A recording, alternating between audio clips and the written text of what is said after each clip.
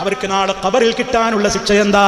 വായാതാ ചെവിവരെ കീറി മുറിക്കുകയാണ്, മൂക്കിൽ കൊടിലിട്ട് ചെവിവരെ കീറി മുറിക്കുകയാണ്, കണ്ണിൽ കുടിലിട്ട് വരെ ചെവിവരെ കീറി മുറിക്കുകയാണ്.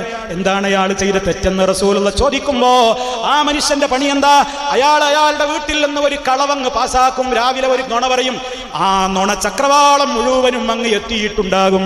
സുബ്ഹാനല്ലാഹ്, ഈ ഹദീസ് വല്ലാതെ ചിന്തിക്കണേ പ്രിയമുള്ളവരെ.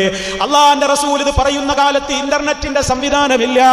ഒരു ഹദീസ് കിട്ടണമെങ്കിൽ പോലും കുതിരപ്പുറത്ത് ഒരു മാസക്കാലം സഞ്ചരിച്ചിട്ട് വേണം ഒരു ഭാഗത്ത് പോയിട്ട് ഒരു ന്യൂസ് കേട്ട് തിരിച്ചു വരണമെങ്കിൽ. പക്ഷേ അള്ളാന്റെ റസൂൽ പറയുന്നത് നോക്കൂ, ഒരു കളവങ്ങ് പാസാക്കിയിട്ട് ലോകം മുഴുവൻ അത് എത്തിക്കുന്ന പണിയായിരുന്നു ഇയാൾക്കെന്ന് പറയുമ്പോൾ നെറ്റിൽ ഇങ്ങനെ ഇരുന്നിട്ട് ആരാന്റെ ഗീബത്ത് പറയുന്ന ദുരാരോപണങ്ങൾ അടിച്ചുവിടുന്ന പ്രിയമുള്ളവരെ, ഒന്ന് ചിന്തിക്ക്, എന്താണ് ഞാൻ ഈ ഫോർവേഡ് ചെയ്തത്?